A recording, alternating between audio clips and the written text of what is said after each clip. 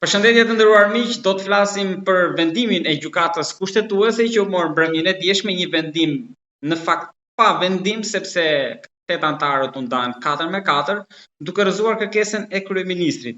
Megjithatë, duket se kur të gjithë fituan nga pak, po për ta zbërthyer më mirë atë që vjen tashmë në vazhdim pas këtij vendimi, që kishte një pritshmëri mjaft të madhe, do të flasim me zotin Fatmir Merkoçi. Avokat, mirëmëngjes dhe faleminderit. Mirëmëngjes. Avokat, djalli tani fshihet në detaje, po kush janë detajet, sepse jo vetëm spaku, po dhe kryeministri duket sikur ka një fitore të vogël, pra gjithë humbën dhe gjithë fituan, apo gabohem me këtë logjik? Jo, është një vendim i cili në situatën që jemi normalisht shihet në dy aspekte, aspektin politik dhe juridik. Nga pikpamja juridike është një vendim i papritshëm për gjithë ata që merren të paktën me kushtetutën, duke pas parasysh që është një vendim i cili lë shteg për interpretime të rasteve të tjera. Çka do të thotë që nuk është një vendim unifikuar, se çdo vendim i dal nga gjykata kushtetuese bëhet ligj. Pra me formën e ligjit dhe ne e quajmë vendim unifikues. Pra u la me qëllim litar jashtë. Në këtë rast nuk kemi. Në këtë rast mund të themi se në një moment të dytë, nëse spaku të kërkoj marrim si rast petimin e një ministri apo të vetë kryeministrit, do lej përsëri atë hapësirën për të vajtur në gjykatë kushtetuese. Pra nuk u bë një vendim unifikues nga gjyqtarët dhe është e turpshme për vetë gjykatën që merr një vendim të tillë, sepse realisht ishte një vendim që s'kishte nevojë jo vetëm për te zgjatje, por edhe për interpretime nuk kishte nevojë. Pavarësisht se ata mundohen ta interpretojnë në mënyrën e tyre, por ajo që të bie në sy është që të gjithë ata që kanë dalë kundra, që kanë votu, domethënë pro kërkesës Ramës, fatkeqësisht asnjë nga ata nuk ka qenë gjyqtar. Asnjë nuk ka qenë gjyqtar nga ata? Jo, asnjë s'ka qenë gjyqtar nga ata. Dhe më vjen keq për pritësia që të paktën të ishte një vendim, mund të dilte njëri apo dy persona mund të dilnin kundra. Në atë trup gjykuese, pra dy gjyqtarë mund të ishin kundra ose një mund të ishte kundra që themi ne pakica, por të dilnin 4 dhe këto të 4 kanë dalë në momentet e fundit të rrezik do jenë bërë 4.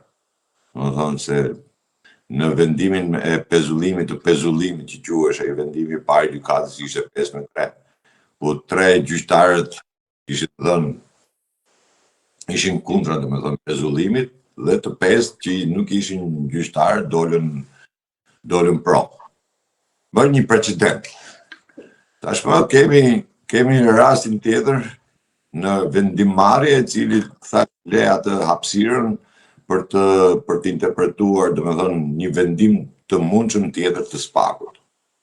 Kjo është ajo ligjorja që bën gjykata kushtetuese. Nga pikpamja tjetër pastaj politike kemi një gjykatë e cila nuk shkon në interes të publikut, pra është një gjykatë e cila nuk e mbron këtë kushtetut, apo nuk di ta lexojë këtë kushtetut, apo keq interpreton kushtetutën dhe i shko për shtat politikës. I shko për shtat politikës dhe kur them politikës kryesisht kam parasysh Ramën, i cili është në hallet e mëdha dhe në këtë moment del një gjykatë e kuptoj që i jep krahmi, po mos harrojmë se gjykata kushtetuese është gjykatë superiore, do të mbi gjykatën kushtetuese nuk ke më se ku ta ankimohesh dhe po dush ta ankimosh nuk ke ku ankimon më. Po ka hapësirë ligjore që kryeministrit i drejtohet prap, se kam dëgjuar edhe këto interpretime në media, gjykatës kushtetuese për këtë, ose Komisionit Venecias, po te kushtetuesja. Jo, në mënyrë absolute këtu mbyllet çdo gjë. Duhet të ketë ajo që ju thash në fillim që duhet të ketë një rast tjetër, me që është 4-4. Nëse paku merr një vendim për pezullim nga detyra të Ramës apo të një ministri tjetër, Ka Rama që prapë gjykatë kushtetuese, se ka një hapësirë, se atë të thashë nuk u bë vendim unifikues, pra që shtaron çdo gjë, shtaruse ai vendim, nuk ke më çfarë interpreton, dhe këta e lanë në këtë, dhe politikisht këta i erdhën për shtatë Ramës në këtë pikë. I erdhën për shtatë Ramës duke lënë, themi, asmish as pesh, në kuptimin e logjikës, për ta kuptuar edhe dëgjuesi më thjesht, më mirë. Nuk e lanë një evazive, një gjë të interpretueshme ku gjithkush tashmë fillon edhe bën interpretimet e tija. Pavarësisht se ky vendim që mori pikërisht për Ballukun, domethënë hedh poshtë kërkesën. Kjo është taksative, domethënë nuk diskutohet. Nga momenti i marrjes të vendimi, Balluku shkarkohet nga çdo detyrë, qoftë ministri, qoftë zëvendës kryeministër, ikën nga qeveria. Zoti Rokoti, po mund ta themi Republikë Prokurorësh tani, sepse ata mund të kërkojnë dhe pezullimin e gjysmës së qeverisë. Jo, këto republikat e prokurorëve, këto janë qesharake. Këto janë qesharake sepse Republikë Prokurorësh nuk ka njëherë. Këta i kanë nxjerr, janë shpiket e këtyre këta, Republikë Prokurorëve. Në fakt, mund të ekzistojë që ata të kërkojnë dhe pezullimin e 2-3 ministrave? Ata mund të kërkojnë pezullimin e çdo lloj ministri që ndodhet në qeveri të Ramës, duke përfshirë dhe Ramën, për një arsye të vetme, sepse unë nuk di se ka ndonjë që nuk e marrim me që në këtë kontekst. Të rrjedhi apo të çaj tuneli i Llogarazit, ti thuash është Republikë Prokurorësh, të bie rruga, të çajet rruga. Të bie tuneli i Murizit atje. Dhe ti thua që është Republikë Prokurorësh, të bie... Koçi, po përtej abuzimeve, pra, nuk është se po bëhem avokat, po kjo ndarja që nese do vinë një tjetër që do jetë në kryeministër, dhe s'paku mund të pezulloj, mund ndërhyjnë kompetencat. Nuk është kompetencë, sepse pikërisht pse thash, kanë lënë evazive dhe turpi tyre që kanë bërë atë lloj interpretimi, çdo lloj interpretimi të kenë bërë. Çdo lloj shtegu të kenë gjetur. Është turpshëm për një gjykatë kushtetuese që është gjykatë supreme, të marrë atë lloj. Jo më kot kam thënë që gjykata kushtetuese kur bë reforma në drejtësi, kërkova që gjykata kushtetuese, anëtarët e gjykatës kushtetuese të ishin mbi 65 vjeç dhe të kishin një përvojë e para, dhe të ishin njerëz të cilët ishin të ingranuar me kushtetutën. Po këto janë pasojat e asaj ndryshimeve kushtetuese që këta bën, këtë lloj reforme që bën, se e kanë bërë vetë, gjithë e kanë bërë vetë këta. Dhe sot ankohen për atë që kanë bërë. Dhe nuk ka Republikë Prokurorësh. Ta heqin nga mendje të gjithë. Republikë Prokurorësh nuk ka. Nuk ka për një arsye të thjeshtë. Pse? Sepse një prokuror nuk mund marrë një ministër, nuk merr guximin që të marrë një ministër dhe ta pezulloj nga detyra. Apo të bëj arrestimin e një ministri pa pasur asim fakt dhe asim provë. Nëse do ta bënte këtë gjë, ai ministër nesër do të dilte më i fuqishëm dhe prokurori do mbante përgjegjësi për atë. Kuptohemi drejt. Nuk e di se ku e kanë parë këtë Republikën e Prokurorëve këta, në ç'vend të shtet. Po në shtet kanë parë këta, ne e dim shumë mirë, dhe ka raste, me qindra raste, ku një kryeministër është kap me një shishe birë, themi, dhe ka dhënë dorëheqjen. E ka kap polici në rrugë, ka dhënë dorëheqjen. Pra, për një incident shumë thjesht, për një incident që ai nuk e ka bërë. Marrim rastin në Itali kur ra ura. Ministri nuk kishte absolutisht asnjë lloj lidhje se sa ishte bërë ministri. Ura kishte 100 vjet që ishte ndërtu. Megjithatë, në momentin që ura ra, ministri dha dorëheqjen. Më gjeni këtu kush ka dhënë dorëheqjen. Dhe pastaj më thuaj mua është Republikë Prokurorësh. Kjo është i turp i politikës shqiptare, këtyre para politikëve që nuk e njohin politikën. Po këta duan të mbrohen me imunitetin dhe me mandatin e deputetit. Atë mandat që ta më dolet e mandati i deputetit tek arsyetimi 4 nga anëtarët theksoni që edhe për pezullimin Spaku, pra gjykata, duhet t'i drejtohet kuvendit, ashtu sikur për heqjen e imunitetit. Tani mund të shërbej kjo si indicie që tani si nga këtu ato ndryshimet edhe një herë të kushtetutës, reformës drejtësi, pra si pretekst?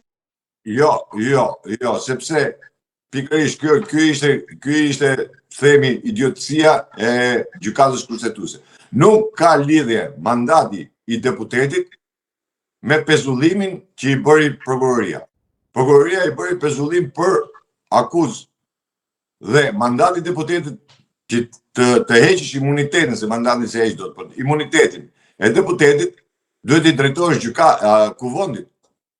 Në momentin që ti i drejtohesh kuvendit për imunitet, ashtu siç ka bërë Spaku, që ka dërguar një shkresë tjetër, një kërkesë tjetër për imunitetin, për lejen të dhënë nga kuvendi, për të marrë një leje nga kuvendi për të bërë arrestimin e Ballukut.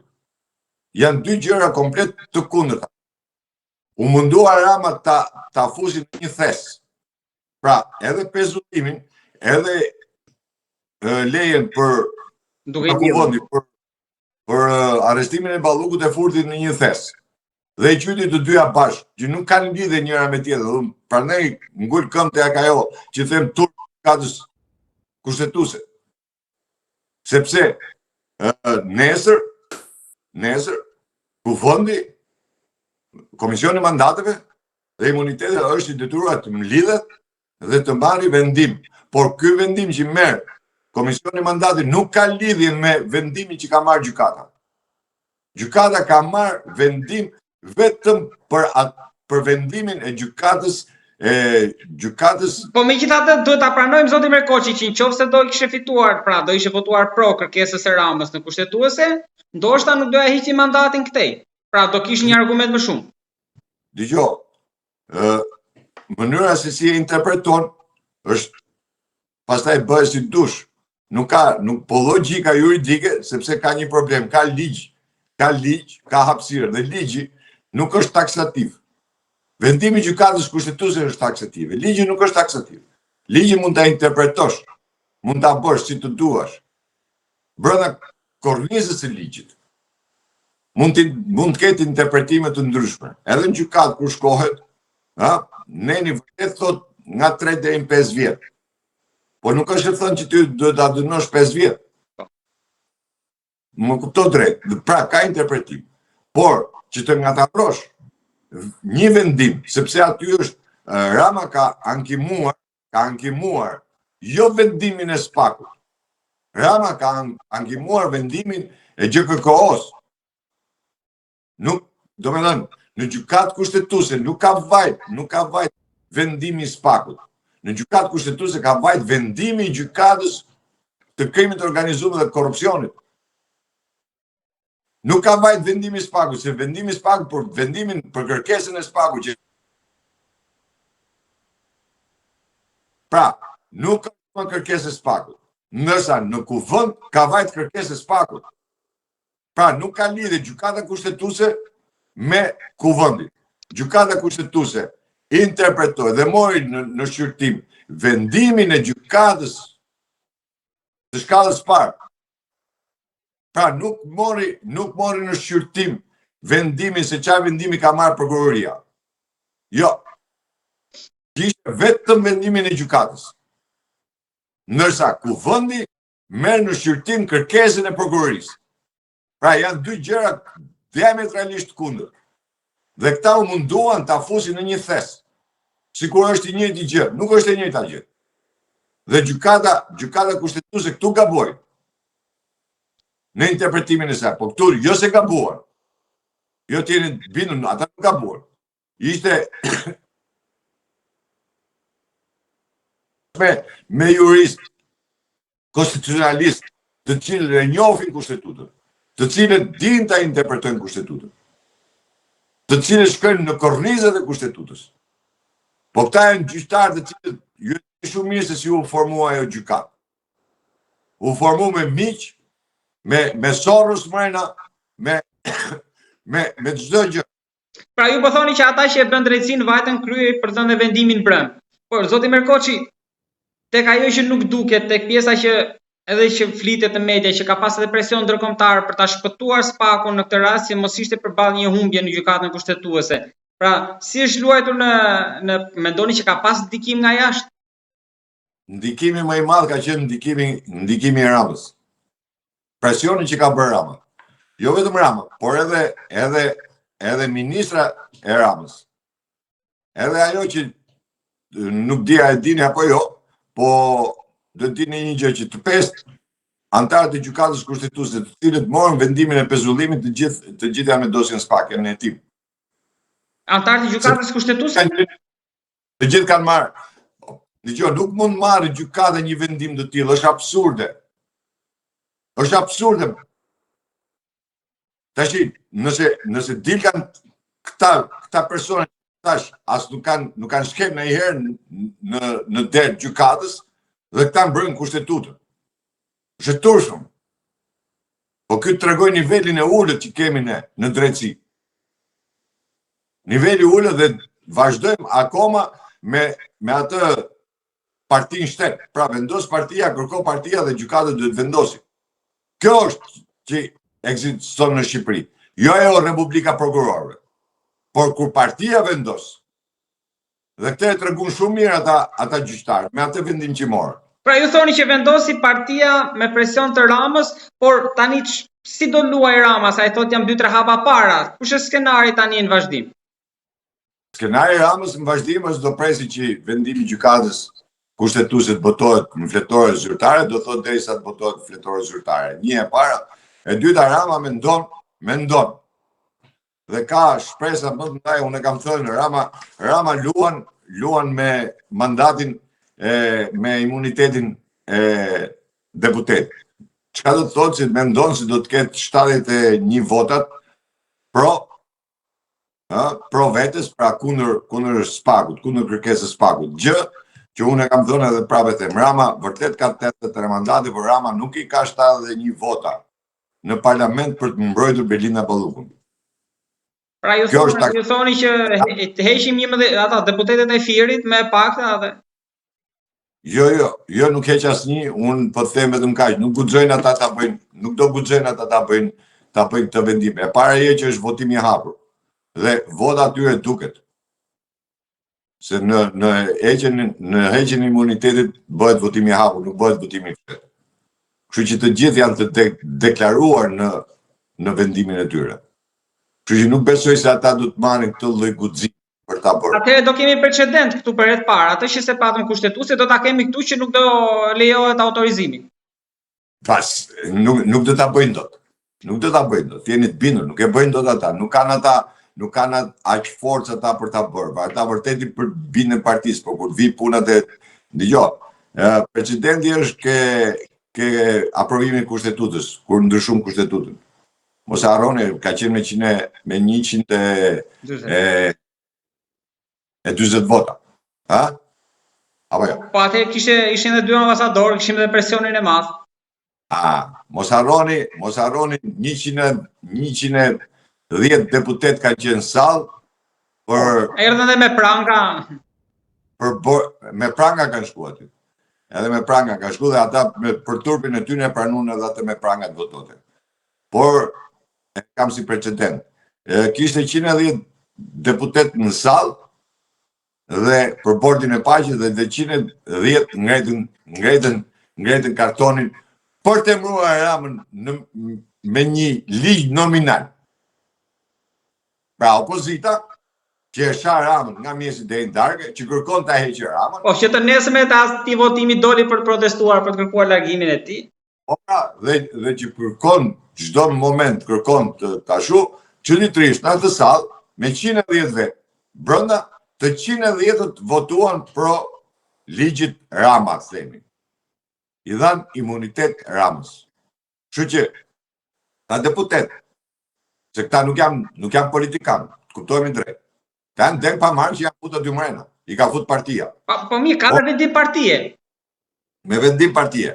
Por ka i problem. Ashtu si shnodhin me kushtetues që ishin ambasadorët, ishin në lozhë, po ju mendoni se kur tjetë votimi për heqjen imunitetit të Belinda Ballugut nuk do jenë ambasadorët aty, po e dëgjuat deklaratën që ka bën ambasadorët e Europës, këto qeveritë e Europës, kur thanë nëse nuk i hiqet Belinda Ballugut, nuk veprohet mbi të, ne do t'i fillojmë negociatat nga zero. Çfarë ishte kjo? Si ishte presion kjo? Sepse e fundit do të kuptojmë edhe një gjë, që gjithë ky investim që është bërë për këtë lloj drejtësie, e mira pa bluff. Dhe nuk mund pranosh tashmë se është edhe morali brenda. Nuk mund pranosh ti që të vinë me 11 akuza në kuvend për vjedhje. Te këta i kanë vuar emrin të bukur, korrupsion, po për vjedhje, dhe ti të mbrosh hajdutin. Deri tani s'kemi akuzë për korrupsion, mos gaboj, është shkelje barazisë tendera. Jo, janë 11 akuza. Episode për shkelje barazisë tendera. Ju dini më mirë se jeni avokat, po ndoshta gaboj. Jo vjedhje, dëgjoj mirë. Nuk është problemi të shpërdorim detyra. Kur ti e bën një tender, e kupton nga 50 e çoj 100, e çoj 200. Kur ty në tenderin që ti bën, e bëri komisioni tenderve. Por problemi është se kjo është ministre dhe zëvendës kryeministre. Kjo ka ndjekur të gjithë punimet. Dhe në të gjithë inaugurimet dhe të gjithë punimet ju e keni parë shumë mirë që në gjithë punimet Bela dilë dhe gjithanej. Po mirë, ndikimi i palishëm prap. Pra nuk dua ta mbroj. Po flasim. Pa e mbrojt fare, është vjedhje e hapur. Dakor, pa e kam tek akuzat që janë tek ato që duken. Dëgjoj, nëse ne marrim vetëm tenderin që ti ke marrë dhe ja ke dhënë një kompani tjetër. Dhe pastaj fitues është kompani tjetër dhe punimet i bën kompani tjetër dhe këtë kompani që ka bërë që bën punimet ti e ke skualifikuesit pa ardhur. Këtu tash ti e kontroll. Se ministri apo kryeministri nuk janë kot në atë detyrë. Ledi se thotë Rama, hajtë dardha mas shpine. Po për çfarë je ti vetëm e hyp në avion ti me brëdh botën? Përgjegjësia je ti. Dhe çfarë do lloj gjëje të ndodhi. Unë për shembull kur ju kërkova këtyre çfarë kërkova? Heqjen e nenit të shpërdorimit detyrës. Se nuk është shpërdorim detyre. Është vjedhje me detyrë. Pra ti ke shfrytzuar postin për të vjedhur. Ashtu si shfrytëzojmë postin për të bërë dhe orgjit. Se kur nuk jam post nuk i shef njëri me sy, sa vjen post ta fillojmë bëjmë në orgji. Pra po thoni që kemi edhe ne kemi në ishu këtu. Po e kemi. Ja kam më fal, çukur ka dalë këy kam thënë post doli emri Ramës ma i di kokën. Emri Ramës është aty më. Po ju mendoni se Rama nuk është i përfshirë ke kjo? Absolutisht. Po bëhet ndaj për agjenturën kineze sot. Sa vjet ka që ju themun që Rama është i përfshirë me agjenturën kineze? Dhe sot në Europë flitet vetëm për agjenturën kineze. Dhe ky është i përfshirë aty. Se qa dekve dërdëllisht sa në këtej, se kjo edhe kur hikën diku në qifët. Ka të rëgurë Rama që ka qenë në Amerikë? Ta tërgoj që ka qenë në Amerikë. Po, ka thënë që pasi u miratu ajo e bordit paqes, u ratifikua, do shkoj për të firmosur në Shtëpinë e Bardhë. Do shkoj të firmosi, për ka firmos atje, ke prokuroria amerikane, po. Po në Shtëpi të Bardhë ta harroj Rama se ka përçket ndonjëherë. Nuk besoj që ai do ta vinte në diskutim edhe ta dinte edhe ta thoshte edhe në parlament si sfidë për opozitën. Besoj që ai ka pas faktin përpara, me siguri që do shkoj, prandaj e deklaroj. Kush do shkoj? Nga Rama ndjenjë nga mjesi deri në darkë. Rama është në ngradhën në Amerikën, çfarë thonë? Rama ka shku vetëm me firmos para prokurorisë, po, me gjithë avokat. Ka shkuar tani së fundmi. Po ka shkuar para se të shkote në Itali dhe pastaj boni atë filmin që boni sikur ishte në Itali. Po ti tregoj që rrugës, se do i dalin. Përpara se të shkojmë tek aspekti politik për ta mbyllur me çështjen e Ballukut, lutem më thuaj edhe diçka zoti Merkoçi. Ka shanse që e gjitha kjo të përmbyset dhe të kthehemi te pazari i parë. Thot Rama, okay, un po e pezulloj ose po e shkarkoj Belinda Ballukun. Nuk po merremi me kërkesën tjetër për masën e arrestit. Bie. Unë nuk kam thënë që Rama që kur ka dalë Belinda Balluku që doli si e panderur nga smaku, në thash që Rama nuk e heq dot dhe Belinda nuk e heqen, sepse Rama si duhet patjetër një vendim gjykate. Dhe Rama këtë vendim gjykate do ta përdori kundër Belindës. Dhe kur them kundër Belindës dhe kur kam parasysh pjesën unë e kam thënë gjithmonë, nëse Rama e shkarkon Belindën, domethënë pa një vendim gjykate apo diçka të tillë, Rama ishte hallin e kokës vetë, se nuk ka hallin e ase nga spaku, as nga kjo. Tash Rama i lëshon gjithë, Rama ka bosh me lëshu edhe Zahon me helm rrugë vetëm për të majtë pushtetin. Për këtë t'jeni të bindur. Sepse Rama e ka për detyrë, Rama. Jo se Rama do sot. Rama ndoshta mund të kërkojë dhe të hiki vetë. Por Rama e ka për detyrë që Rama do të qëndrojë me çdo çmim, do të qëndrojë kryeministri i këtij vendi. Se Rama është i përfshirë në atë organizatën e kabales e Sorosit dhe detyrën ai e ka marrë. Dhe prandaj Rama është i tërbuar në këtë formë që s'po qëndron dot. Jo se Rama me gjithë skandalet që janë bërë, Rama mund të qëndrote në detyrë. Po ai e ka me çdo çmim do të qëndrojnë atë detyrë. Sepse nuk ka kryeministër tjetër në botë të bëj deklarata fyese, ofenduese, tallëse me presidentin e Amerikës. Dhe ju e keni parë që gjithë deklaratat e tij kanë qenë skandaloze. Por të gjithë deklaratat kur janë marrë dhe janë shtjelluar nga mediat, apo nga politika, apo nga diplomacia botërore, gjithmonë kanë thënë deklarat e kryeministit të Shqipërisë. Nuk kanë thënë Edi Rama. Dhe ai për këtë kërdor, sepse Sorosi kërkon ta përballë Ramën si kryeministër dhe deklaratat që do bëjë Sorosi nuk i bën dot njëri tjetër. Përveç se këtij. Që ky është bërë narcisme, ju e kuptoni që Rama është bërë narcist. Rama është narcisme. Po a është me ekspozuar tani nëse do ta marrim idenë që mas pagut janë amerikanët? Pra, mas pagut amerikanët me vendimin e fundit gjykatës kushtetuese mundet që Spaku të shkojë të kërkojë edhe pezullimin e tij në të ardhme? Patjetër. Unë po ju them, Rama ka dosin me Gonikal, Rama ka dosin e Sinaloz, Rama ka dosin për lidhje me agjenturët.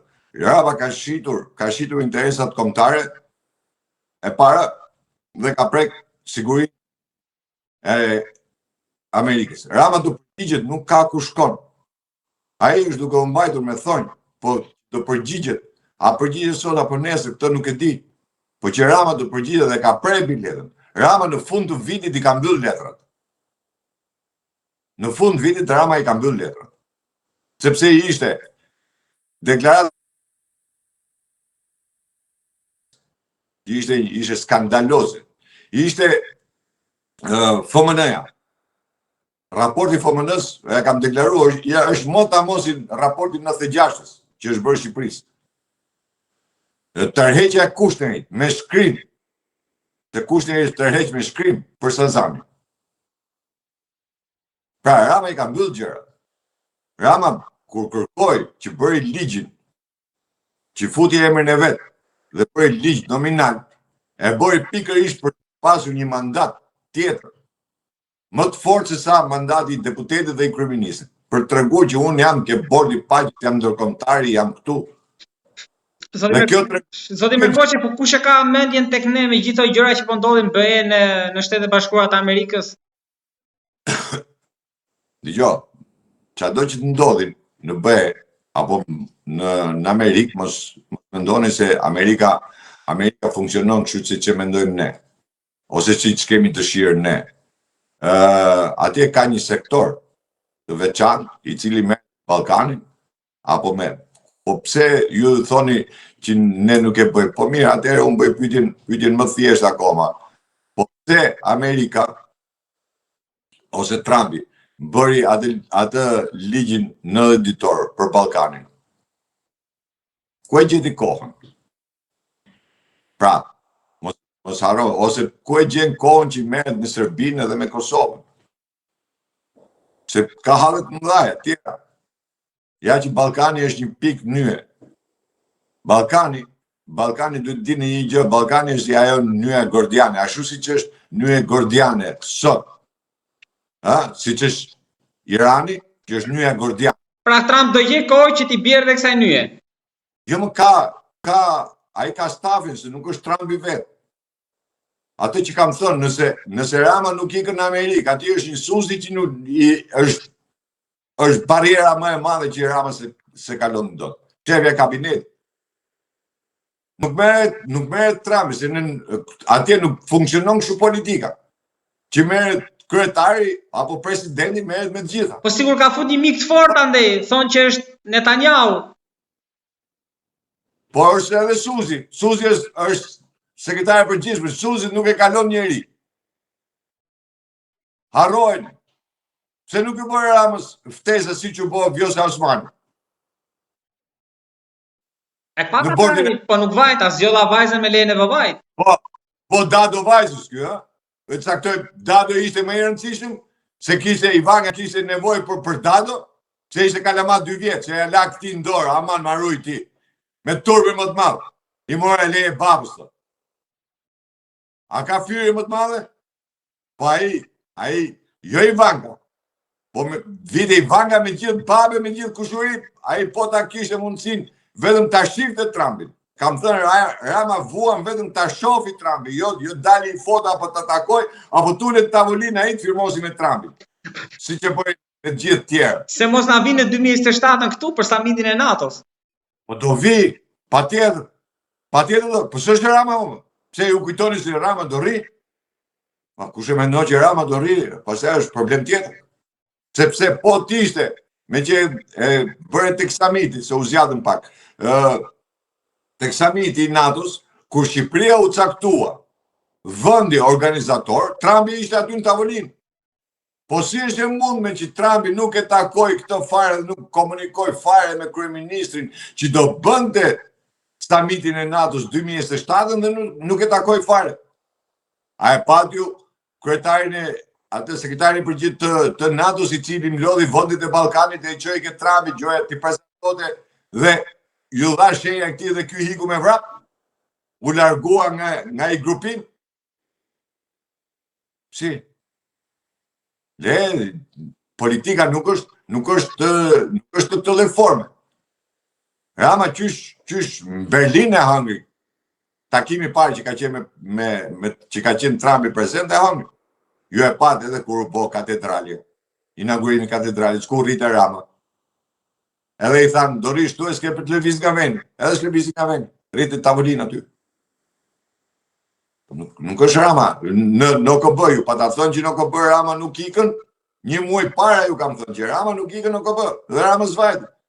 Se nuk e kalon do të oqeanin. Pa sa gënjer Rama, është problem tjetër përse. Po kush i ka mbetur? Meloni, Netanyahu? Angela si dhe vizita që bëri ke Netanyahu. Ai bëri një vizitë për të kërkuar një mbështetje që mendoj sepse ka dhe atë kompaninë që e ka sjellë në Shqipëri, një kompani izraelite e cila është sankcionuar nga NATO. 2 muaj para se ky të firmoste kontratën, është sankcionuar nga NATO. Dhe ky mendoj se duke vajt atje, duke takuar Netanyahu, duke bërë atë pislliku që bërë atë palovos fjalimin që mbajti, mendoj se do bëhet ura ndërmjet Izraelit edhe se edhe këshilltarin e vetë ka Izrael. Që fute ka këshilltarin e vetë Rama. Dhe Izrael vjen edhe takon papën, se edhe papa është Amerikan. Dhe mendon se nëpërmjet tyre ky do bëj ato urat. Nuk i bën dot. Se administrata Trump nuk funksionon në të lloj forme. Trump është përfaqësues, po atje ka i parti. Ata janë konservatorë, ata nuk janë liberal. Nuk janë të majtë. Nuk ishte të shku ke Kamala Harris, po t'ishe Kamala, po kishe vajtë Rama.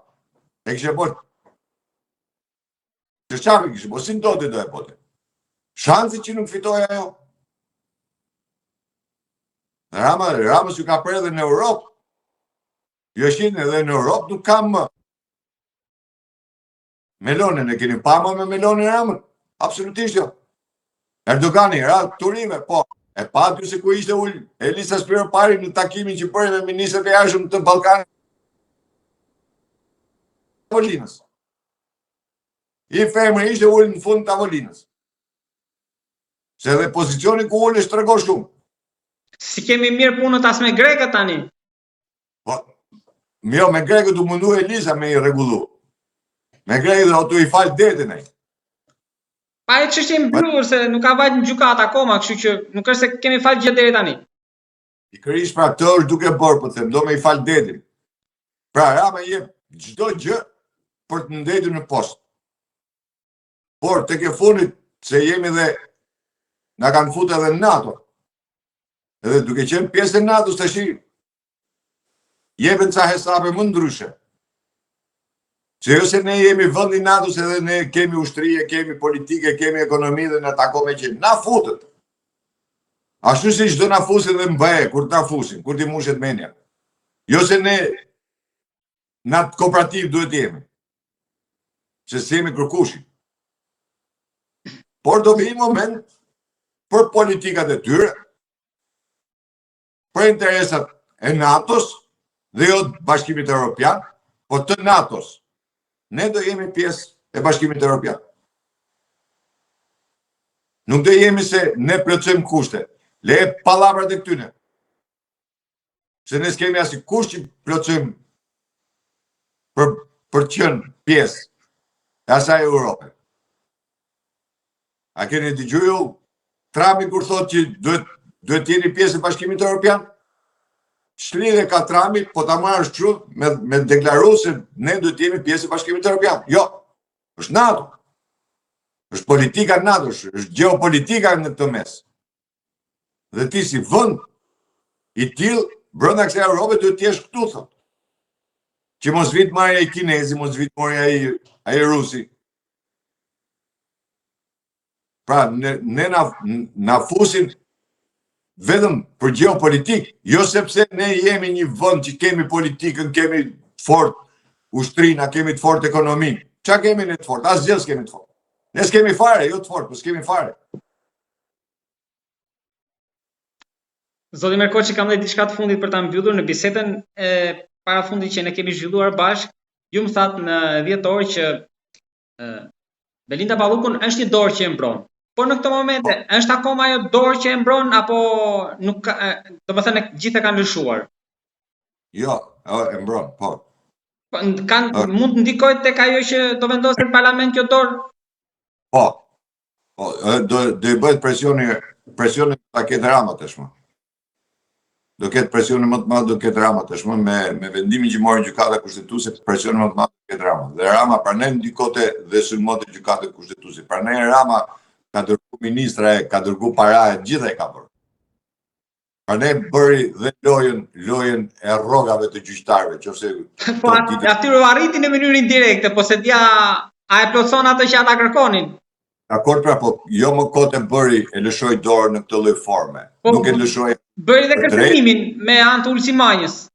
Po pra, bëri kërcënimet, bëri këtë, e lëshoi në një farë mënyrë dorën, jo drejt për drejt, po e lëshoi duke futur edhe policinë edhe këto.